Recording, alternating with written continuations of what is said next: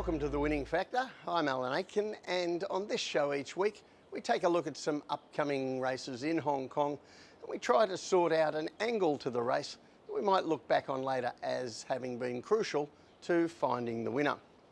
Sunday racing this week at Sha Tin, and the first race we're going to take a look at is race 6, our winning factor, the distance.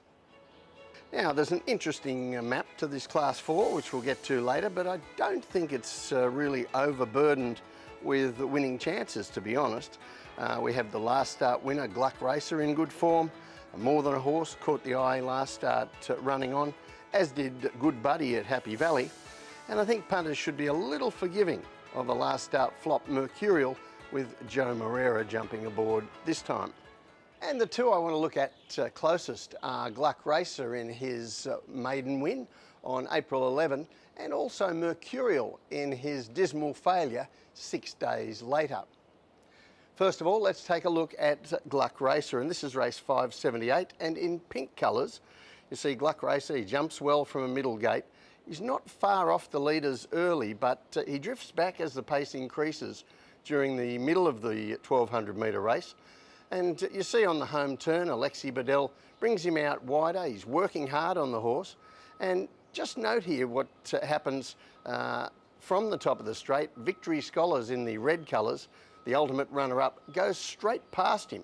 And he looks the horse to beat in the race. But Gluck Racer, he just keeps finding, just keeps running where a few others don't. And he's coming away again at the post.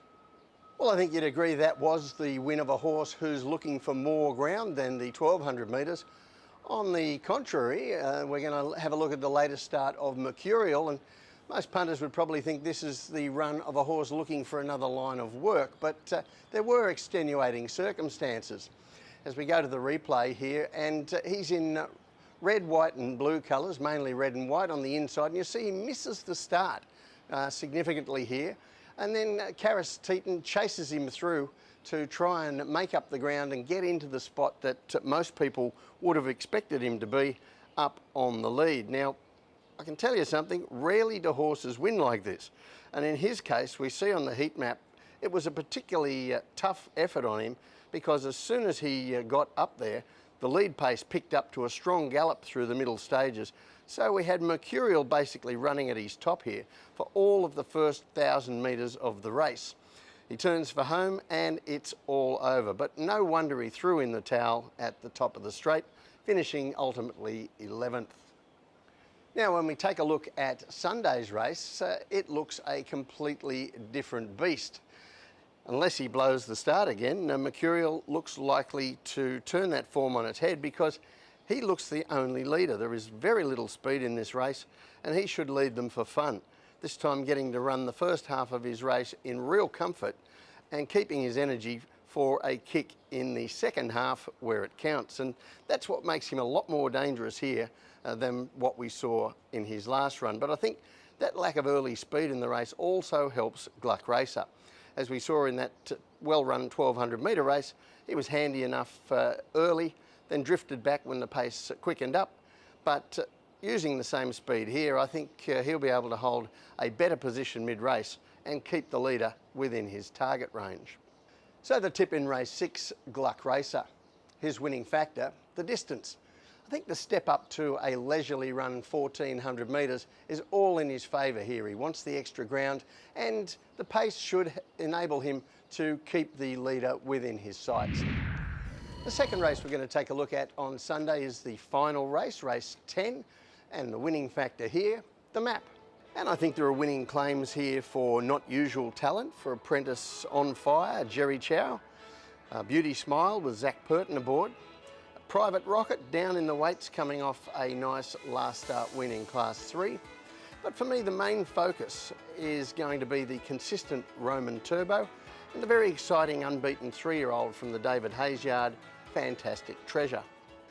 And those last two named are the ones we're going to really zero in on here. And one thing you often hear about in Hong Kong is how much tougher life is going to get for 3-year-olds as they win their way through the grades and they get into Class 2. And it's true. Over recent years, we have seen some very good 3-year-olds beaten at their first start in Class 2. Horses like Athero, Hot King Prawn, Pakistan Star, Rapper Dragon, all of these kinds of horses have met defeat when they've gone to Class 2 for the first time. So it isn't a pushover.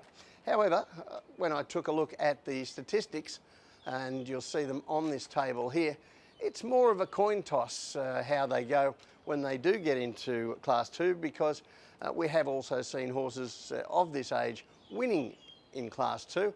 Athero at his second attempt won there. Nothing I Like More, Computer Patch, and this season we've already seen Courier 1 to do it. So it isn't an insurmountable hurdle, and these figures show almost a line ball. But for me, the reason to possibly oppose Fantastic Treasure here, the likely favourite, doesn't come down to his lack of talent, because he has plenty of that, and we saw a new dimension to it in his latest win. Let's go and take a look at race 642, and this was his fourth from 4 starts. He's in the light blue and yellow colours on the inside and jumps really well here. And Chad Schofield able to position him much closer on this occasion in the first 3 or 4 in what was just an even speed. He gets a lovely trip, staying with the leaders as they picked it up before the home turn, and when those in front weren't finding anything and came home slowly, as you see in the final section, he runs away to win very cosily under a big weight. A win which, in my view, was actually below his previous performance, but he obviously had plenty in reserve there, and he wasn't fully tested over the final stages. Well, that wasn't the case last start with the horse who I think is his main rival here, Roman Turbo. So let's have a look at his latest start, and race 584. He's here in dark blue and pink colours. He jumps well. Alexi Bedell straight into a 1 out, 1 back position in a race that was run, as you see on the heat map, very, very evenly. And you can also look for runs here from the winner, Hinch and Love and Not Usual Talent in yellow and white. They are both in Sunday's race as well. But Roman Turbo, he gets a lovely run through the race. He comes out to challenge at the 200 metres, but as you can see, the erratic Silver Express runs left. Roman Turbo gets sandwiched between him and another runner, and that just gives Hinch and Love the little break that he needed, and he goes on to win, with Roman Turbo having to settle for a brave second. Well, the question is, would Roman Turbo have won that race had he not encountered that interference? And I don't think you could say with any certainty that he would have done. However, in my view, he's only got to run to that performance to be hard to beat in Sunday's race. And I think the map is where we find a tactical edge for him against the favourite Fantastic Treasure. And when we look at that map, he draws well again, Roman Turbo. He gets a similar place on the map as last time, might even be 1 out, 1 back again, hopefully without the World Wrestling Federation event over the final stages. But Schofield and Fantastic Treasure, well, he's out in barrier 10 this time. He has a tactical Rubik's Cube to solve, and there's enough speed inside him to ensure he won't be where he was last start unless he wants to risk being wide, but not really enough pace to decree that the smart play is to pull back and trust that those ahead will be ripe for the picking late in the race and weakening. So the tip in race 10, Roman Turbo. His winning factor, the map.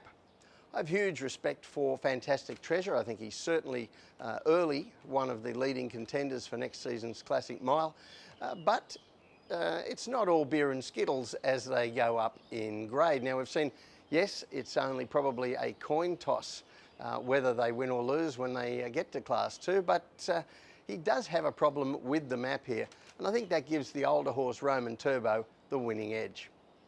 Well, that's it from the winning factor for this week. Good luck on Sunday. We'll see you next time.